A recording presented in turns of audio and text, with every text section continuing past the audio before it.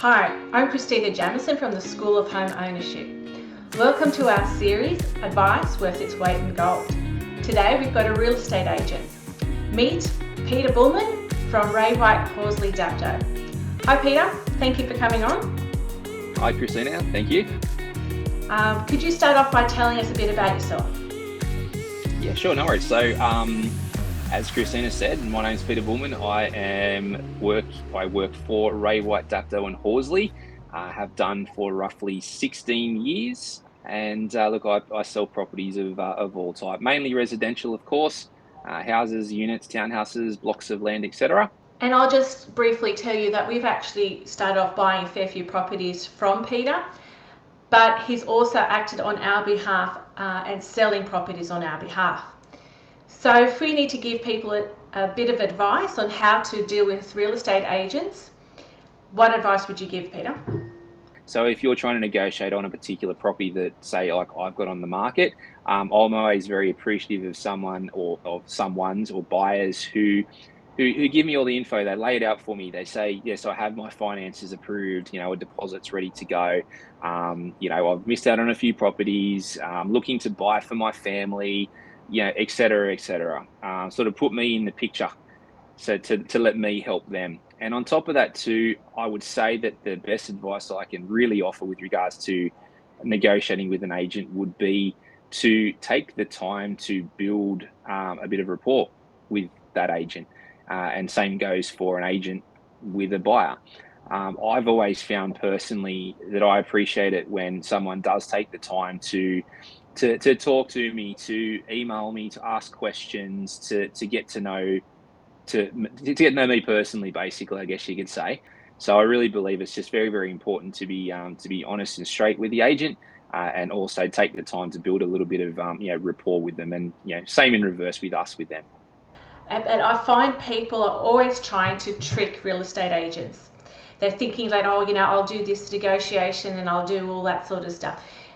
Even if you if I went to you and I said, this is the maximum I could go, are you still going to try to, what's the word that they screw me over, basically? That's the perception that a lot of people have. So what's your thoughts on that? But that's where it comes down to what I was saying before about that the trust, the rapport between the agent and the buyer. So obviously we're never out to screw anyone. I mean, I'm sure we'll cover this shortly, but we obviously do work for the the vendor. They are obviously paying us in the end to get them the best possible price. And what buyers need to realize is that at some time in their life, they may themselves become sellers as well. And you'd like to think that they would either remember the conversation that we've had and go, right, well, look, now that I'm in their shoes, I understand where they're coming from. I'm hoping that my agent goes into bat and gets me the best possible price that they possibly could. If you give the example, when we're selling one of our properties, some of the Yep. suggestions that you gave, like using an interior designer. What Yeah, other? no, that's okay. Yeah, for sure, for sure. So from a selling standpoint, obviously, when we do an initial market appraisal with a potential vendor, obviously what we like to do, and I guess what they would probably expect us to do also, is to try and pass on any information that we feel is going to help them get a better price, or more to the point, attract more people to that property in the first place. But for the most part, when people are talking about painting a house, for argument's sakes, my answer then, for the most part, if it's not terrible and it's just a color choice, you'd be like, well, no, maybe not. I mean, let's just, you got to realize when people buy homes, one of the first things they tend to do is paint it. They want to personalize it to their colors. The kids might want their bedroom to be blue or pink, or pastel green in someone else's case that I know, Christina, behind you. But as soon as they go into a house, they put their own finishing touches on them. So this particular owner might spend $5,000 to $10,000 painting a house, when it's not necessarily going to make the property, say $20,000 more appealing and more attractive in the end. On the flip side too, the other things we would suggest would be, like you said, interior designing. I genuinely believe does make a very big difference to a vacant house. It's when you're buying a property, I guess it's an emotional attachment is what will get someone over the line to pay extra money. You look at show homes in display homes and whatnot in just in the housing villages for for builders, Masterton, McDonald Jones, etc., etc. You never see those properties empty. You always see them with beds and tables and TVs and they're basically selling the dream of the family and how it's going to look when they move in. I genuinely believe that that's how people like to see a property, because it helps to put themselves in the picture.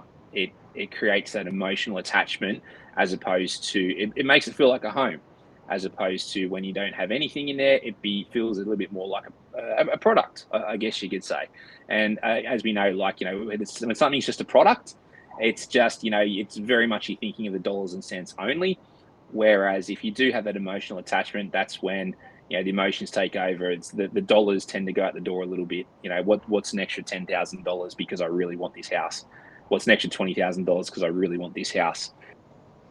That's great. And if we go through an example, we had a property that we sold, which we spent about, and Peter organised all of this for us. So we're very grateful to Peter for doing this. These are the benefits of having a really good real estate agent working with you. So there was about 60K worth of works, and we got it for about 150. It did go for 150K over than what we could have originally sold it for. Yeah. And the prices. If you could just run through some examples, the cost, for example, be putting your kitchen in. If you could just run the cost of spending, that's okay. So rewind a little bit on this particular property. It was in very, very poor upkeep. It was for want of a better word, it was what we call trashed. The flooring was stained, the carpet was grubby, the paint was not even missing. There was extra bedrooms that have just been built into the lounge room for God knows why. And that was unfinished. So a lot of this had to come out. So it was identifying with that one particularly that there was going to be the extra value in the property once it had all been done. I guess I had the benefit of seeing the property because I sold you the property. So I had the benefit of seeing what the property was like when you bought it, and I could see the potential in it back then when I sold it to you, saying, look, this is an amazing property. I think whoever, whether you're buying it for yourself or you're buying it for a client, there's always going to be, amazing potential in the size due to the extra big living area off the back, the large sunny western facing lounge room at the front. So a big block with full rear access, which would have been great for a granny flat. Yeah. So I had to go through and identify from my experience from helping clients or just my experience in general, saying, right, well, this is what this is going to cost. This is what this is going to cost. And so on and so forth, and come back to you as the client or the vendor to say, right, well, actually, well, in this case, you're technically the purchaser.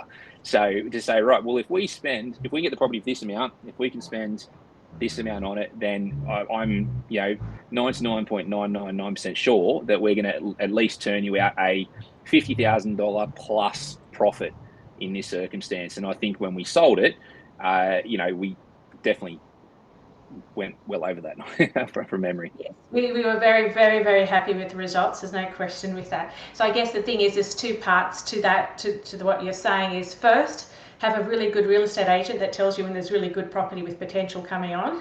So thanks for that. Yeah. And the second one is when you're buying is to actually see the potential. And I keep telling people, again, see beyond the carpet, see beyond a coat of paint, because they're pretty easy. Okay, fair enough, the kitchen's probably a bit complicated, but you can get such a discount by just selling, removing yourself from the image, that emotion, and being able to buy something that you can actually make look like a home. You know what I mean? I guess and add your own value is such a big thing as well. I think people don't realize that you might be able to spend this money on it for yourself, but if you spend the money on it for future purposes, I mean, you're actually adding your own value to the property. You're not buying a property that already has the money spent on it. You're buying a property that you're adding value to yourself. The next question is a buyer's agent. So what do you think of buyer's agents? And given the fact that you probably actually would advise me if there was a property around, or because they charge a lot, what's your impression of a buyer's agent, and how does it work with yourself? Yeah, look, you're 100% right because like a buyer's agent gets paid to find someone a property. That's the brass tacks of how that works. And yes, you're right, because if you as a buyer rang me to say, I'm looking for X, Y, and Z, please find me this particular property. The difference would be that a buyer's agent will go out there specifically for that one particular person to find them a property. As an agent, we will have we might have 30 or 40 qualified genuine buyers ready to buy now. So we're effectively trying to find 30 or 40 people a house at any one given time. So that would be the trade-off, I guess. So in answer to your question, buyers agents are fine. So thank you very much for that, Peter. That was very insightful. If people want to contact you, how do they go about contacting you? Yeah, you're very welcome. Again, thanks for having me on. So people can contact me on 0401 394 394. My email address is peter.bullman@raywhite.com, and I'm based down in the Dapto, Horsley, Wollongong area of New South Wales. Thank you so much for that. And for all you people out there, we've got more podcasts and videos for you to watch. If you want to go and look on www.schoolofhomeownership.com.au.